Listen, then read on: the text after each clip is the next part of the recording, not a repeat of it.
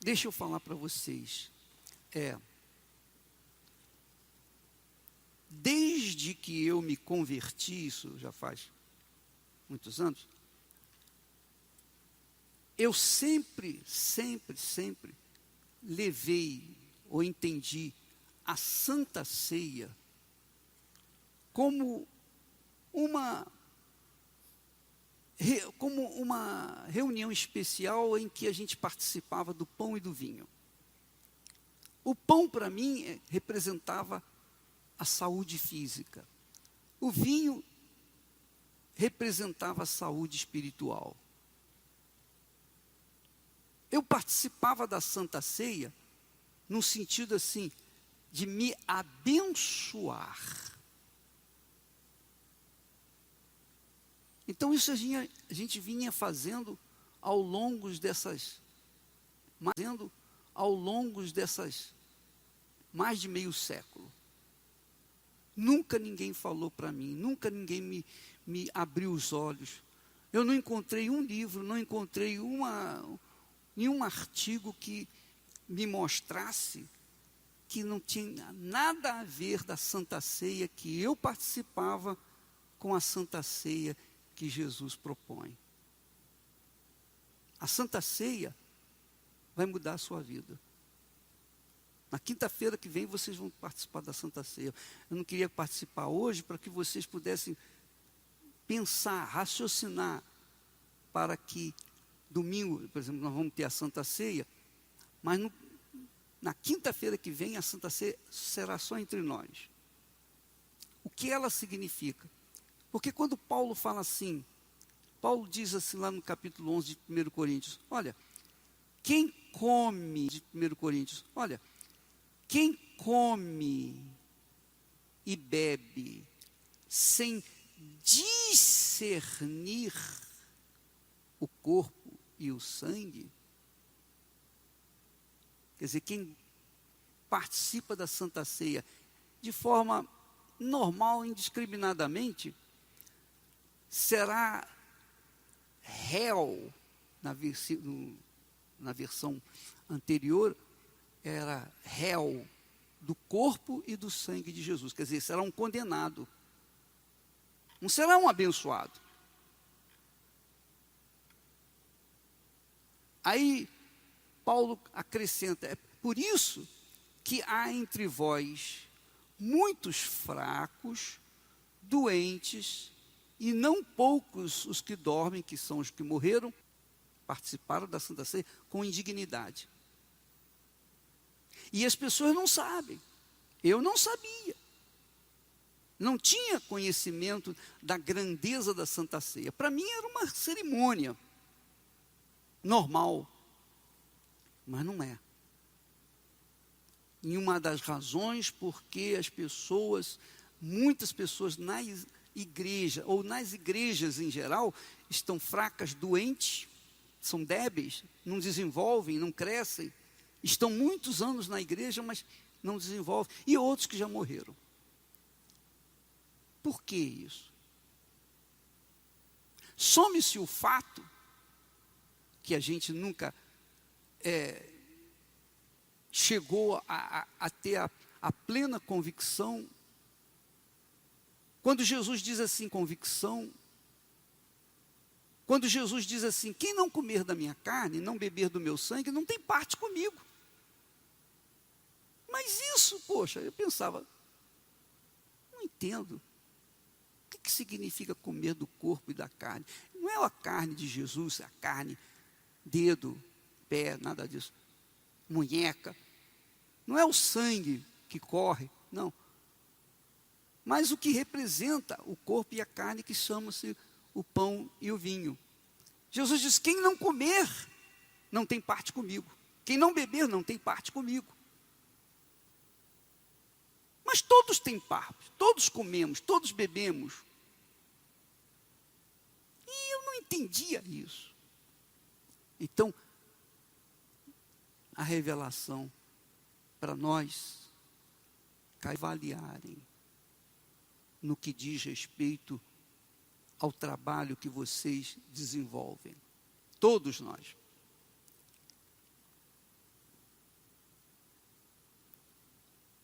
Uma vez, quando estava lá no jardim do Getsêmani, Pedro, quando Jesus foi preso, Pedro desembainhou a espada e cortou a orelha do servo do sumo sacerdote. E Jesus disse para ele: Pedro, você não sabia que convinha, que eu não beberei do cálice que o meu pai me deu? Não beberia do cálice que o meu pai me deu?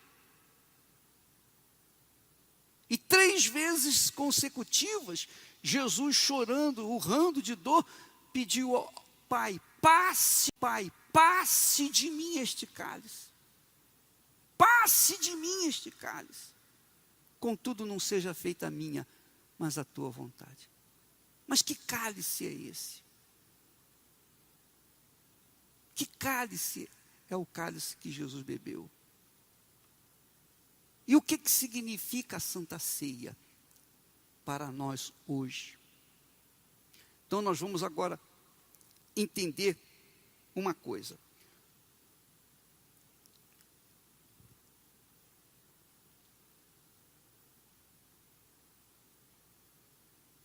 Na semana passada nós falamos a respeito de que darei ao Senhor, não foi isso? Que darei ao Senhor por todos os seus benefícios para comigo? Tomarei o cálice da salvação. Mas o cálice que Jesus ofereceu, ou que o Pai deu a Jesus, foi o cálice da maldição. Que darei ao Senhor, não foi isso? Que darei ao Senhor por todos os seus benefícios para comigo? Tomarei o cálice da salvação. Mas o cálice que Jesus ofereceu, ou que o Pai deu a Jesus, foi o cálice da maldição. Não foi cálice de salvação. Não foi cálice de salvação. Mas lá, quando Jesus escolhe para viver, para se despedir dos seus discípulos, o jardim do Getsêmani, é extremamente importante. Vamos ver capítulo 26, a partir do versículo 37. Quando diz assim: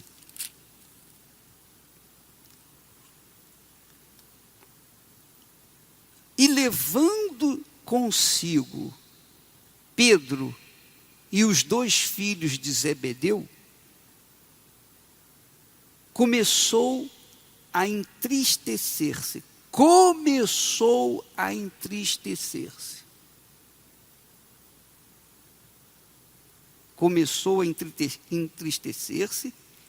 e a angustiar-se o quê? Muito. Então, começou a se entristecer e a angustiar-se muito.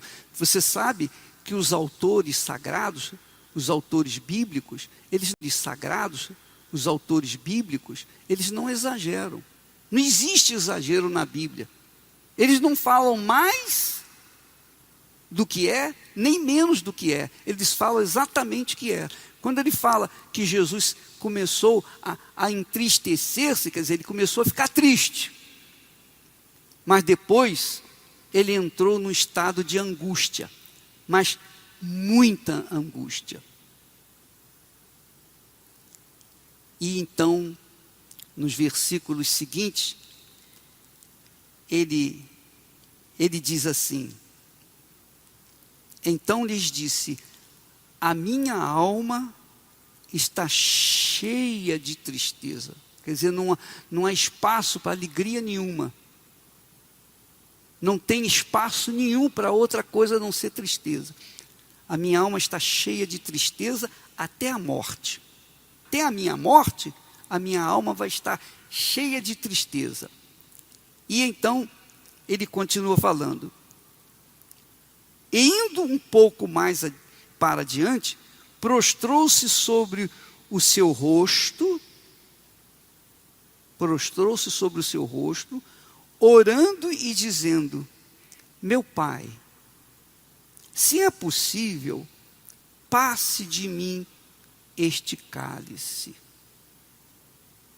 Todavia não seja como eu quero, mas como tu queres. Aqui mostra que Jesus não era, aqui, ele não era o Senhor Jesus, era Jesus, o Filho do homem.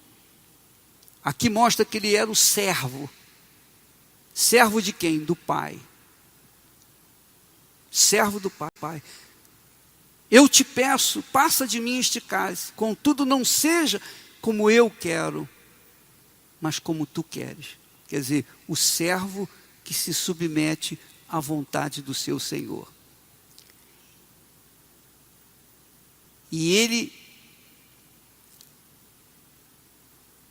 depois de ter feito essa oração, voltando para os seus discípulos, achou-os adormecidos e disse a Pedro: então, nenhuma hora pudeste velar comigo, vigiar, naturalmente, vigiar e orai para que não entreis em tentação.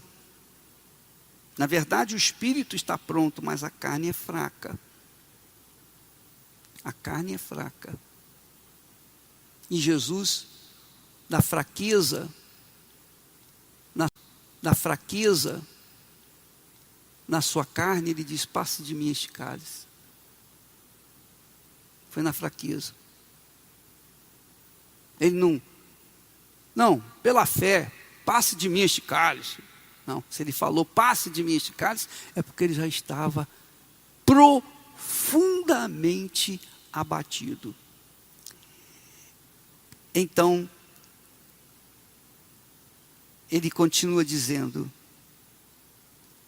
e indo a segunda vez, orou dizendo: Pai meu, se este cálice não pode passar de mim sem eu o beber, faça-se a tua vontade. Jesus não queria, mas que teria que fazer, beber do cálice.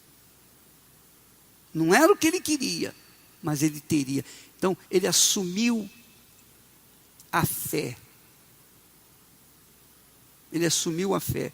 Sabe, quando você quer uma coisa, mas não é possível, mas você, às vezes, se deixa levar pelo coração e acaba satisfazendo. Mas Jesus não. Ele manteve-se firme. Faça-se a tua vontade, não é a minha vontade. Continuando, diz o texto que voltando achou-os outra vez adormecidos, porque os seus olhos estavam pesados. E deixando-os de novo, foi orar pela terceira vez, dizendo as mesmas palavras.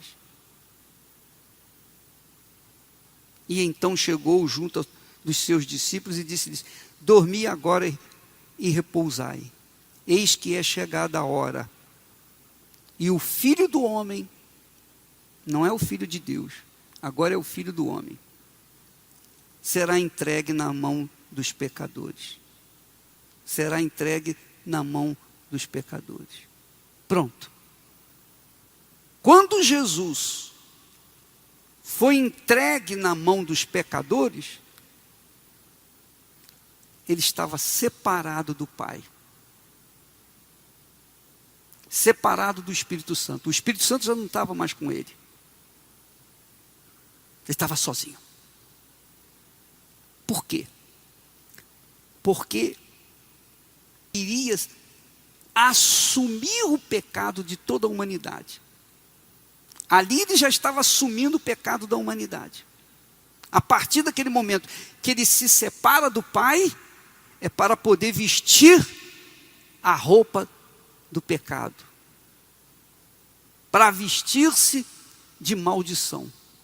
E como que uma pessoa cheia de maldição poderia estar cheia do Espírito Santo? É impossível. Ou você está cheio de luz ou você está cheio de trevas. Ou você está na luz ou está nas trevas.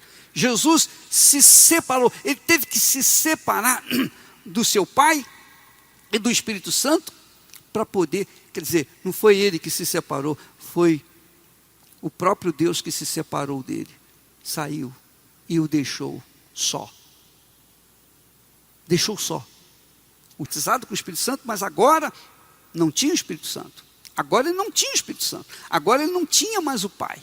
Ele estava só. Esse é o cálice que Jesus bebeu. Se você entender o que significa e por que Jesus escolheu aquele lugar, o jardim do Getsemane, e se você entender que o Getsemane, aquele lugar é um lugar de fabrico, de produção de azeite. Quando separava-se da azeitona ou da oliva, o azeite. Jesus era o caroço que foi separado da oliva. A oliva é o Espírito Santo. Ele foi separado de Deus. Esse foi era o caroço que foi separado da oliva.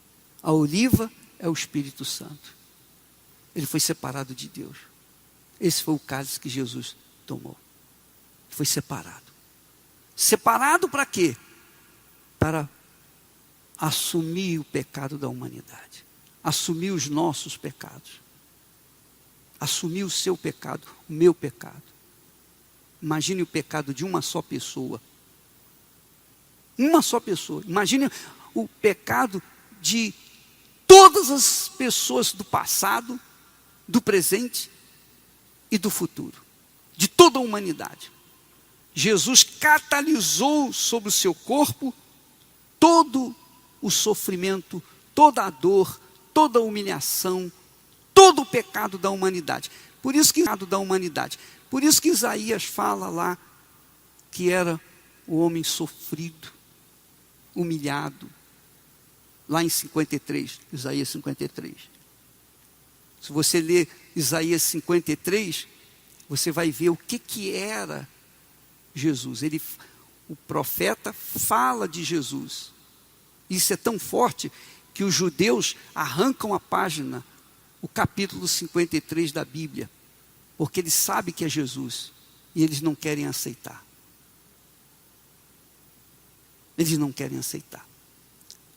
Então, quando você esmaga a oliva para poder tirar o azeite ou o óleo dali, o azeite de oliva,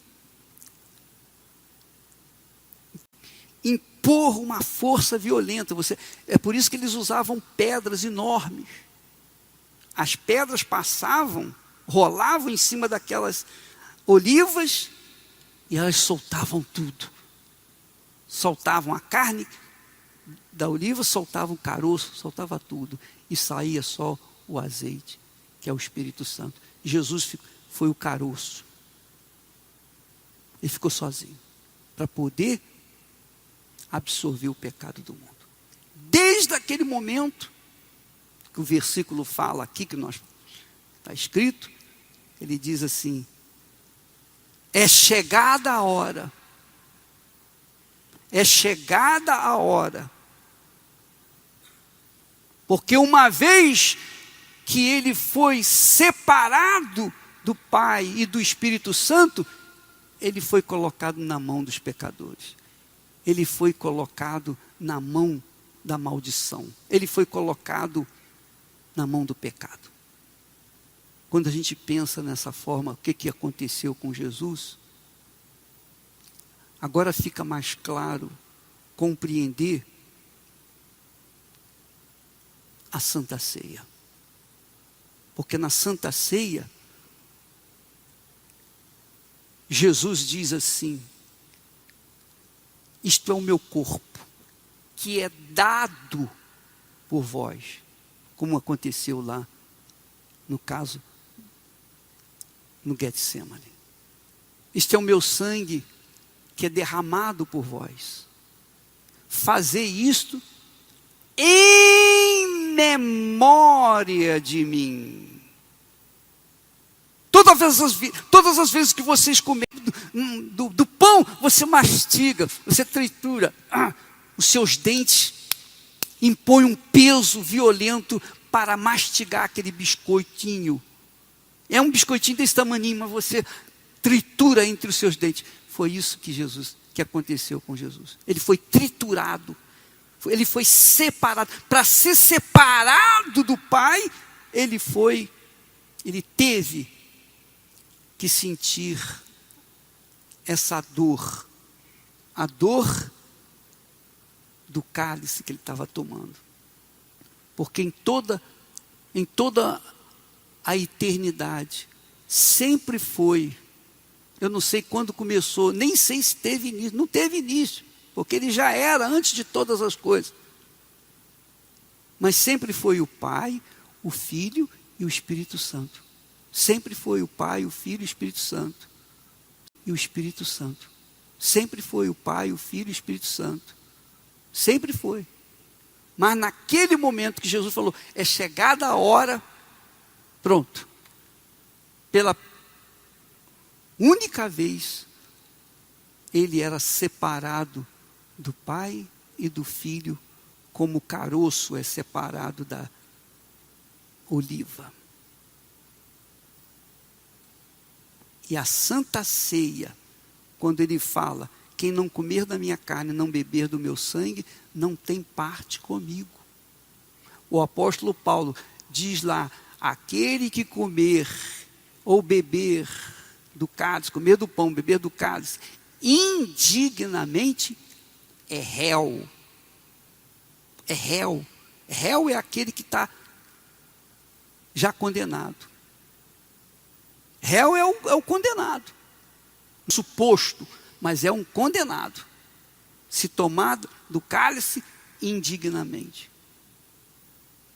E eu fico a pensar, quantos pastores que estavam sentados aí com vocês, junto de vocês, quantos colegas de vocês, porque nem eu os conheci, mas hoje estão vivendo por aí às tontas, caídos, prostrados, fazendo dinheiro igual Ló, que ficou rico, mas acabou dentro de uma caverna sozinho, ele e as filhas dele. Mais ninguém. E que através deles veio gerar 2 tribos inimigas de Israel. Então,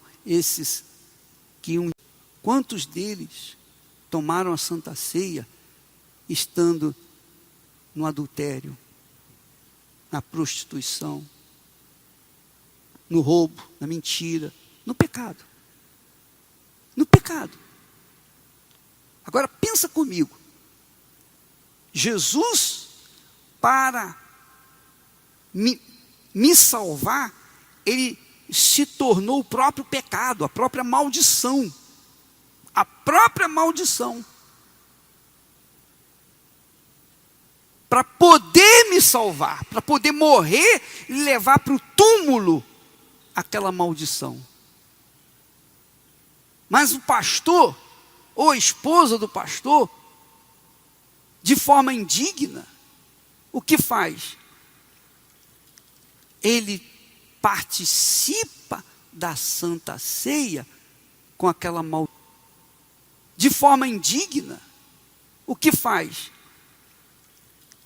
Ele participa da Santa Ceia com aquela maldição dentro de si. Quer dizer, ele não se separou do pecado.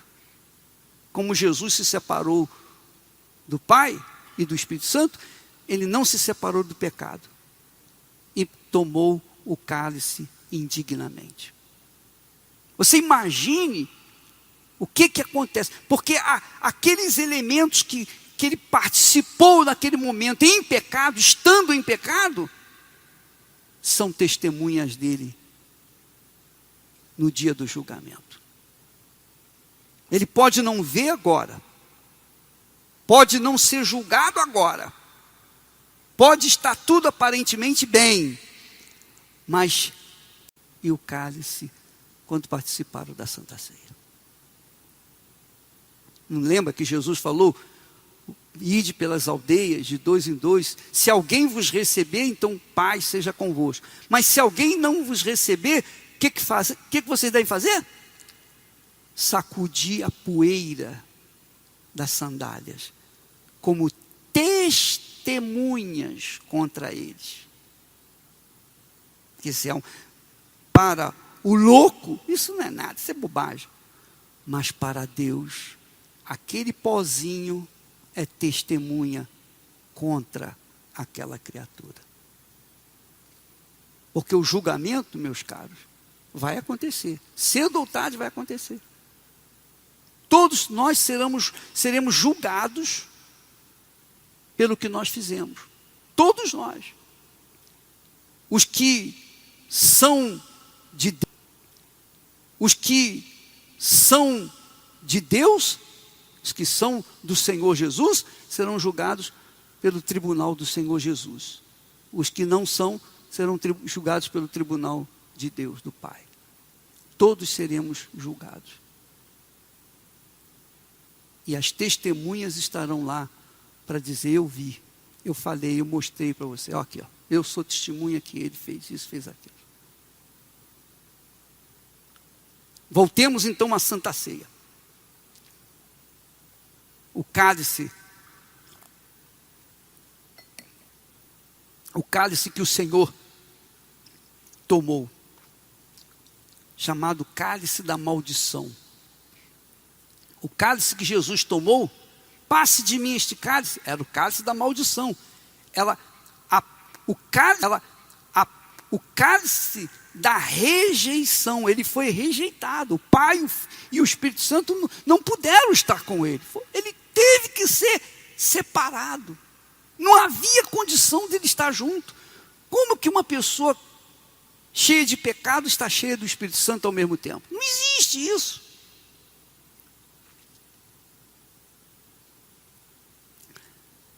E o que me chama muita atenção é que eu nunca tinha esse entendimento, essa compreensão.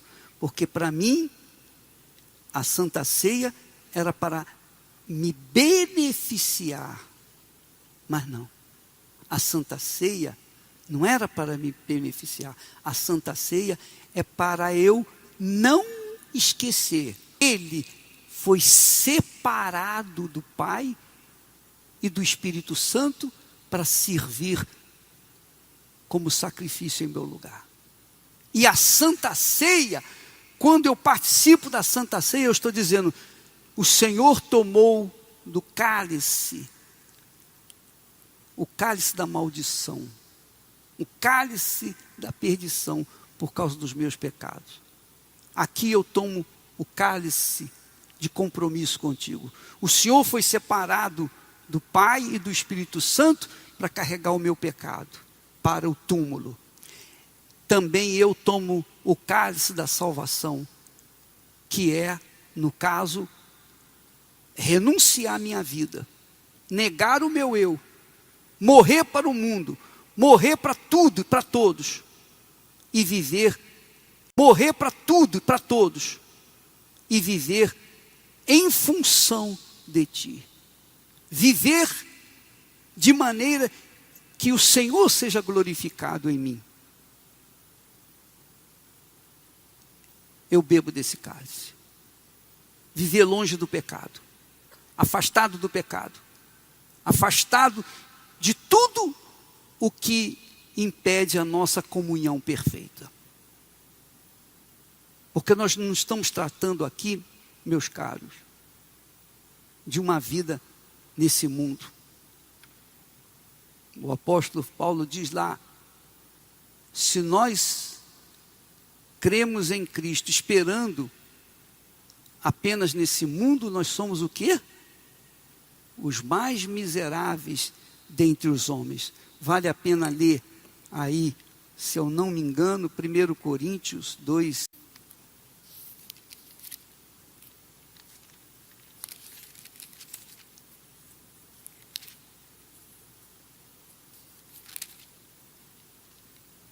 Não, não é isso. Então, hein? 1 Coríntios 15. 1 Coríntios 15, 19. Obrigado, cara. Se esperamos em Cristo só nesta vida, somos os mais miseráveis de todos os homens. Em outras palavras, se a nossa esperança em Jesus está nessa vida, eu quero vida com abundância. Não, eu creio, Jesus falou, eu venho para trazer vida e vida com abundância. Não, eu creio, Jesus falou, eu venho para trazer vida e vida com abundância. Eu sei disso. Mas vida com abundância, você está cheio do Espírito Santo. E o Espírito Santo vai conduzir você aos pastos verdejantes. Mas aqui ele diz, se a minha esperança está nas conquistas desse mundo, eu sou o mais miserável entre os homens. E é por isso que há muita gente perdendo a salvação, porque preferem tomar o cálice da bênção deste mundo do que tomar o cálice da separação do pecado desse mundo, ou deste mundo, separação do mundo. Ao invés de querer manter a sua postura, separação do mundo. Ao invés de querer manter a sua postura, o seu caráter, da mesma forma como o seu Senhor, que Jesus, ele separou-se do Pai, do Espírito Santo, para poder tomar o nosso lugar, para levar o nosso pecado, morreu por nós, pronto, me salvou, graças a Deus. Mas isso não é suficiente, eu tenho que participar do cálice do meu Senhor, eu tenho que concordar com Ele, eu tenho que me sacrificar. Não, eu não tenho que morrer na cruz, eu não tenho que ser chicoteado, eu não tenho que ser nada disso, mas eu tenho que assumir a minha fé nele, a minha vida nele, a minha conduta nele, meu comportamento nele, de forma que fique clara a diferença entre eu e as pessoas que vivem nesse mundo, para se agradarem. Tem que haver essa diferença. E é no cálice da salvação, quando tomamos a Santa Ceia, que quer dizer isso. Eu vou tomar esse cálice, meu Senhor, não para ser curado das minhas enfermidades, nem para ser, avivado no meu coração, na minha fé. Não, eu tomo esse cálice para me comprometer contigo. O Senhor se sacrificou por mim, no mínimo, eu tenho que me sacrificar por ti também. Porque se eu não me sacrificar por ti, não adianta o seu sacrifício por mim. Porque aí entra aquela história da graça de Deus. Pela graça sois salvos. Não é isso que eles falam? Pela graça sois salvos. Não é isso que eles falam por aí? Pela graça sois salvos. A graça é a ação de Deus para conosco, o favor imerecido que Ele faz para conosco. Porém, se não houver a fé, a minha fé expressa nele em atitude, em sacrifício da minha própria vida, então de nada adianta a graça de Deus. É Ele que faz, que manifesta a graça, mas Ele também me dá a fé para que eu possa estar casado com Ele. Assim também a Santa Ceia. A Santa Ceia, olha, fazer isto em memória de mim. Eu sacrifiquei, eu dei a minha vida por você. Eu chorei. E você verifica que lá no Evangelho ele diz assim, que ele orava de paixão, o grau de angústia, de sofrimento, de depressão. Ele chegou ao ápice da depressão. ao ápice da depressão. Então ele sabe o que as pessoas sofrem e sabe por que as pessoas se matam por causa da depressão, que se cortam por causa da depressão.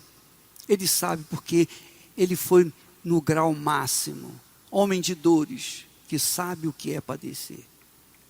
Tudo isso ele fez lá no Calvário, quer dizer, desde aquele momento que ele entregou a sua vida, desde o momento em que agora chegou a minha hora de beber o cálice da salvação, ou o cálice da maldição, o cálice que vai dar salvação para todas as pessoas que crerem em mim, mas elas têm que crer em mim, porque se elas não crerem, não vai adiantar o meu sacrifício, porque quando nós falamos, quando você oferece o cálice da salvação, quando Deus oferece o cálice da salvação e você rejeita, não adianta a misericórdia de Deus, não adianta a compaixão de Deus, não adianta a graça de Deus, não adianta nada do que está escrito, nada do que Deus é, não adianta Deus ser amor, você vai para o inferno e vai mesmo com toda razão, com toda a força, porque você rejeitou o que Ele fez na cruz do Calvário.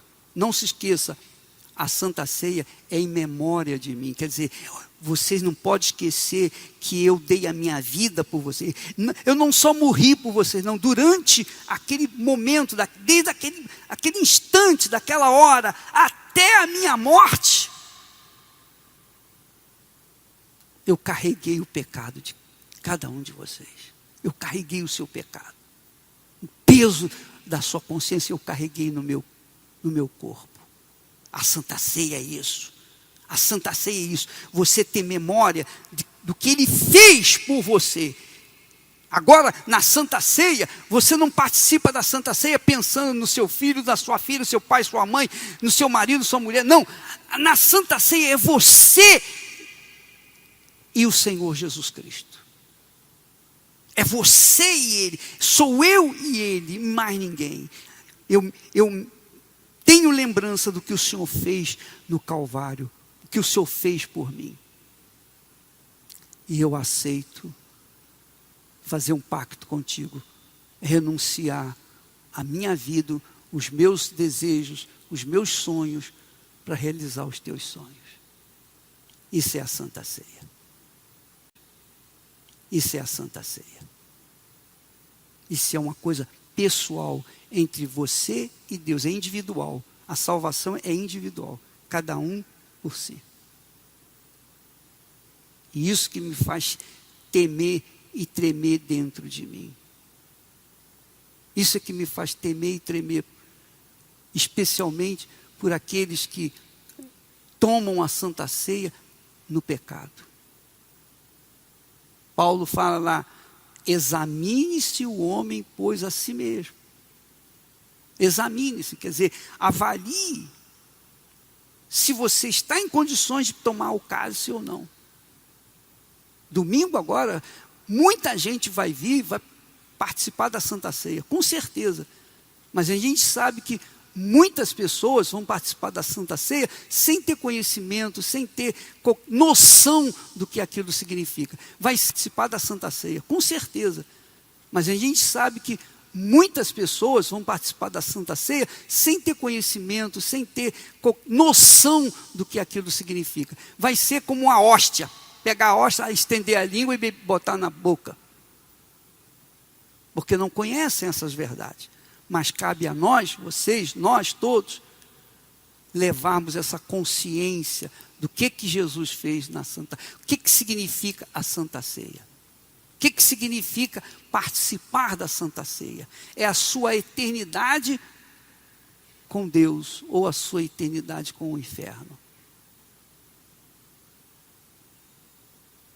Eu temo e tremo que Deus tenha misericórdia de todos nós, de cada um de nós. Muita misericórdia.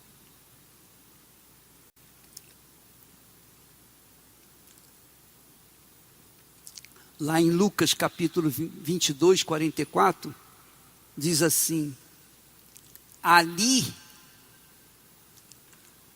em agonia, Jesus estava agonizando Eu não sei se você já viu alguém agonizando. Não sei. Eu nunca vi ninguém agonizando. Graças a Deus. Eu não conseguiria me esquecer jamais daquele quadro. Mas Jesus, em agonia, orava mais intensamente. E o seu suor tornou-se como grandes gotas de sangue que corriam até o chão.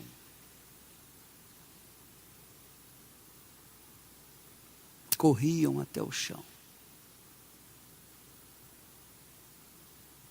Eu não tenho que chorar. Eu não tenho que me sensibilizar por essas palavras que aconteceram com Jesus, com esses fatos que aconteceram com ele. Não é isso. O objetivo aqui do texto não é sensibilizar-nos para que a gente venha chorar com pena de Jesus, não. Não é para isso.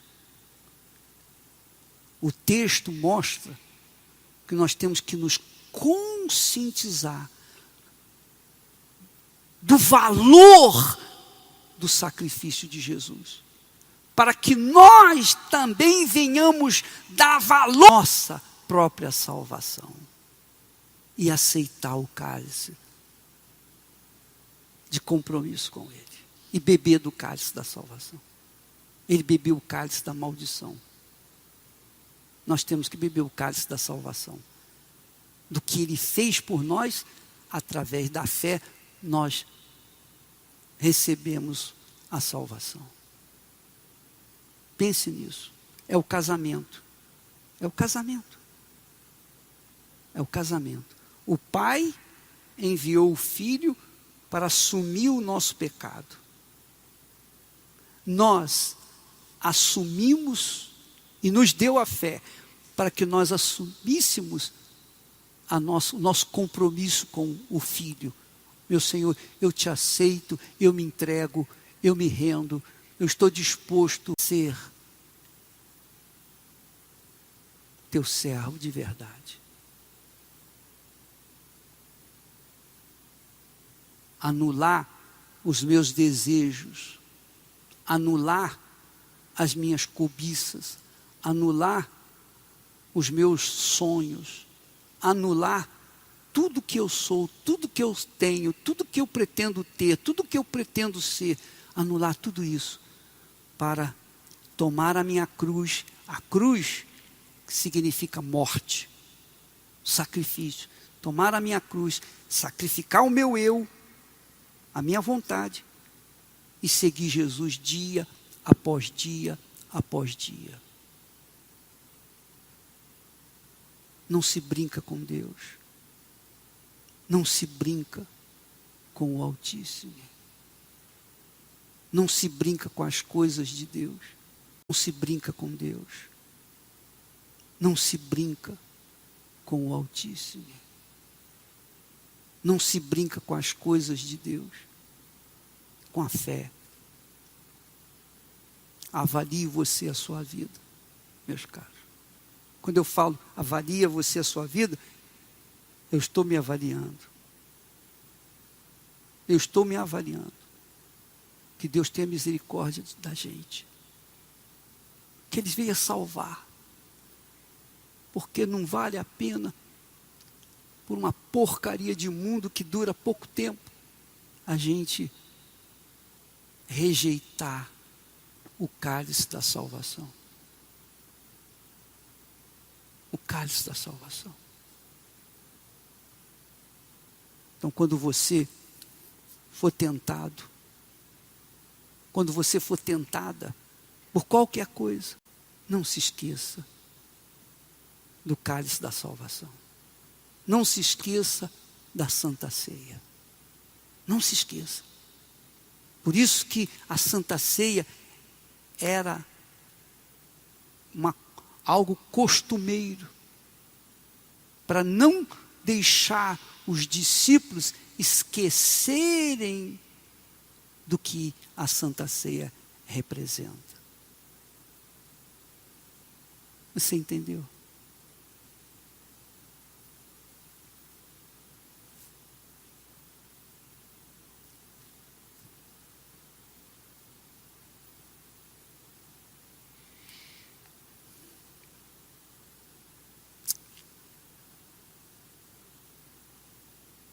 Ó Espírito Santo, meu Deus.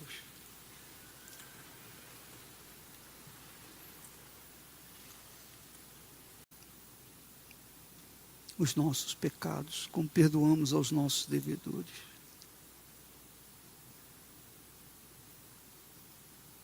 Perdoa-nos, Pai querido e amado. Nós não estamos aqui com a Santa Ceia na mão, mas espiritualmente nós participamos dela. Participamos dos gemidos, da agonia, da dor, da humilhação, do sofrimento que o nosso Senhor sofreu por cada um de nós. Ó meu Senhor, ó meu Senhor, pelo nome de Jesus, pelo amor de Jesus, faça os teus servos entenderem o que o Senhor nos deu. Me perdoa, meu Pai, por ser tão ignorante todos esses anos com respeito que o Senhor fez por mim. Me perdoa, meu Pai. Qualquer falha, qualquer erro, qualquer...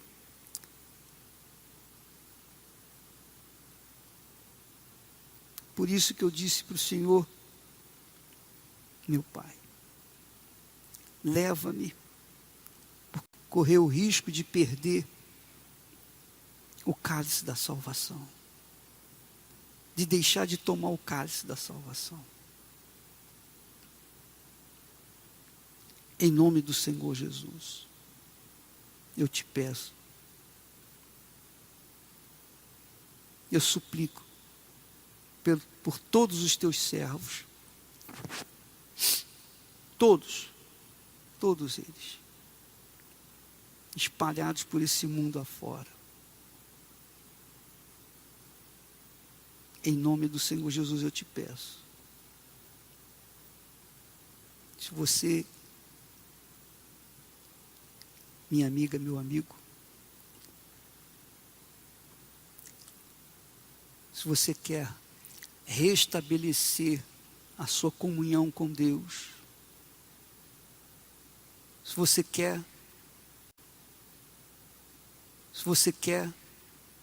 o perdão, se você quer voltar ao primeiro amor, se você quer manter o compromisso de ter Jesus como Senhor na sua vida. Então, se você quiser, vem aqui na frente, no altar.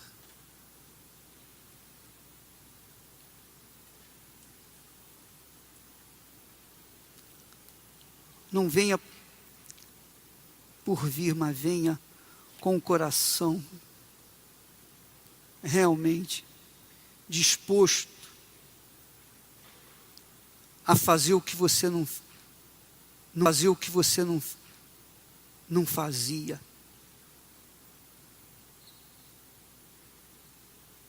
A fazer o que você omitia. Mas fazer aquilo que é certo, que é justo. Ó meu Pai, tem compaixão de todos nós, meu Senhor. Veja onde nós temos falhado, onde nós temos renunciado ou recusado o cálice da salvação. E venha restabelecer, meu Senhor, tomar a santa ceia vestido de pecado. A santa ceia não vai resolver o pecado. Ela só resolve o compromisso, a lembrança, a memória do que o Senhor fez por nós e o que nós temos que fazer por Ti. Ela reforça a ideia de que a nossa vida, nós não fomos chamados como qualquer outro, nós fomos chamados e escolhidos, tal e qual os 300 de Gideão, para que servíssemos neste mundo a Ti, para a Tua glória, para a Tua honra, para a Tua majestade. Ó meu Pai, venha sobre os Teus céus, para que servíssemos neste mundo a Ti, para a Tua glória, para a Tua honra, para a Tua majestade. Ó meu Pai, venha sobre os Teus servos, agora, para que uma nova igreja venha nascer de cada um de nós.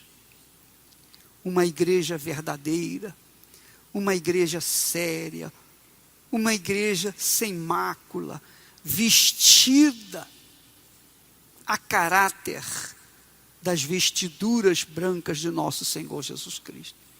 Ó meu Senhor, passeia no nosso meio aqui agora. Passeia, meu Pai, pelo amor do Teu nome, passeia no nosso meio. Remove as vaidades, pecados escondidos debaixo do tapete, ou lá no fundo do coração. Remove tudo, meu Pai. Renova os Teus servos. Meu Deus, renova os Teus servos, para que eles venham dar frutos para a vida eterna. Renova-nos, Senhor, a todos, aqui e agora, porque nós não podemos passar para os outros o que nós não temos. Nós só podemos dar aquilo que o Senhor nos tem dado. Então eu te peço, meu Pai, venha sobre os Teus servos, venha sobre toda a Tua igreja. Nós já sofremos tanto, meu Pai, já gememos tanto, já choramos tanto, por tão poucas coisas, por insignificâncias, mas agora, eis-nos aqui, meu Pai. Nós nos arrependemos, se alguma coisa fizemos e que não lhe agradou, perdoa-nos, renova a nossa fé, a nossa disposição de servi-lo, porque o que o Senhor fez, meu Pai, é indescritível, é imensurável, é infinito. Ó meu Jesus querido, muito obrigado. Muito obrigado por essa revelação que vem cair como a bomba no nosso meio e destruir conceitos e preconceitos. Venha, meu Rei, Senhor, glorifica o Teu nome em nossas vidas. Um dia o Senhor orou,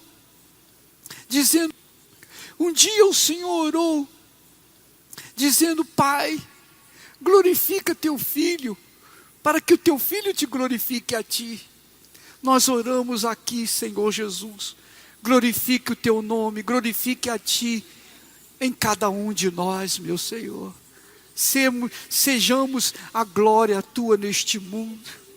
Ó, venha avivar a Tua igreja, venha renovar os Teus servos, os obreiros, os auxiliares, todos os membros, todos venham ser renovados, meu Pai, para que a tua igreja venha ser como aquela fonte de água viva, venha jorrar pelos 4 cantos da terra, a tua luz venha brilhar em cada um de nós, e o teu nome ser honrado, respeitado por nossa causa, não envergonhado. Pai, venha o teu reino e faça-se a tua vontade. Aleluia. Bendito seja o teu nome. Oh, aleluia, aleluia, aleluia. Engrandecido, exaltado, magnificado seja o teu nome. Ore em línguas, porque aquele que ora em línguas edifica-se a si mesmo.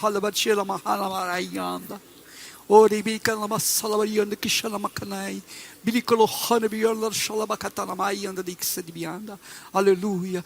Bendito seja o teu glorioso nome, meu Pai. Bendito seja o teu nome na nossa vida. Exaltado seja o Senhor em nossas vidas.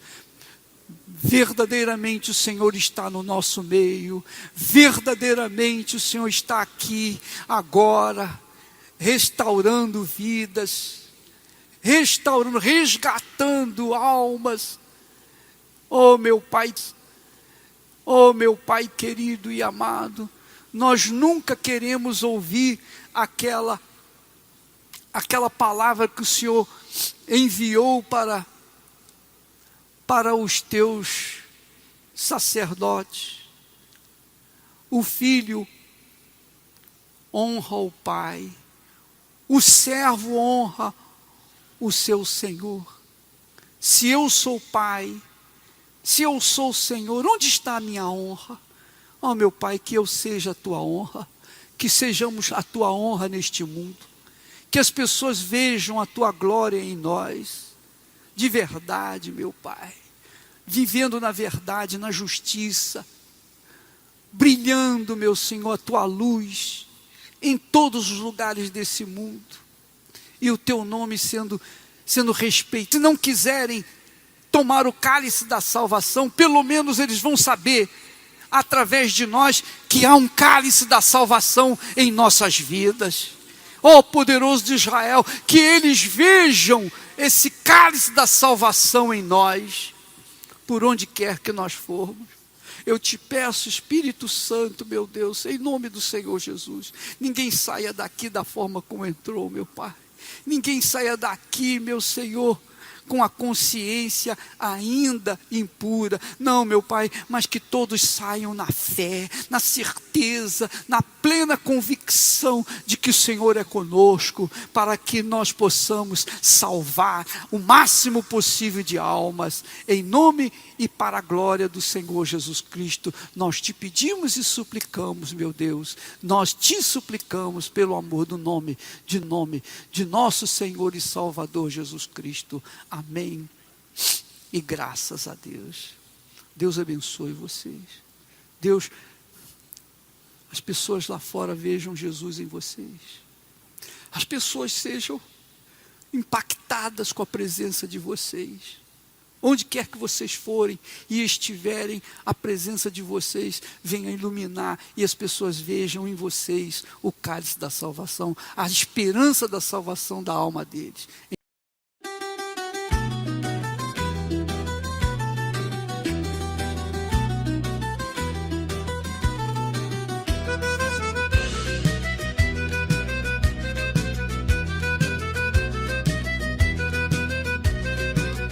Sotto la luna cammino piano, con le scarpe vecchie di papà, strada parra, lo cori canta, e ti penso mentre va. Sotto la luna cammino piano, con le scarpe vecchie di papà, strada parra, lo cori canta, e ti penso mentre va. A nonna spanna i panni fuori, culo sole che struscia l'aria, o pane caldo sopra la pietra e l'odore di casa mia. Vento di casa, portami a tia, tra le mura du paese mia. Se tu mi chiami, torno con tutto, chianta un limone, ti do gnolo frutto.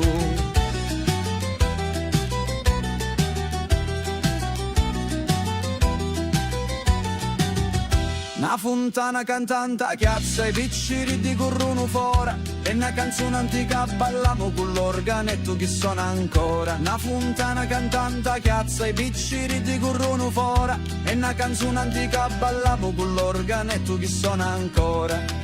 E se lontano vai non scordare che ogni pezza cagati si può ricostruire. Lu cori mio sempre ti sapi, torna a casa che lo cielo t'abbraccia.